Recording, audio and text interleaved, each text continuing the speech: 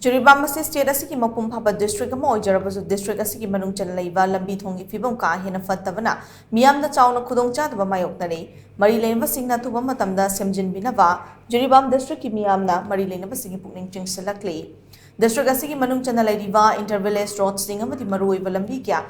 Matam sangna sempitana lakpana Meeyam Da Chaona Khudong Chadaba Mayoknare nongzu pantha lakpa matamdari amuk hena awaba mayoknare Jiribam mayolagi kha pangna chaliba Jiribam tipaimu road natraga Manbadu road haina khangnariba lambi asisu nongmagi PHIVAM soksit behanjalakle lambi asi sempina ba Meeyam na matam kya gi mamang ki thengkhang kya da mari leinaba singda haijakiba duna maram oiraga lambi asi semba hokrabani adum oinamak lambi paring asi ki saruk kharada black topping torabasu mapung fana loishindabana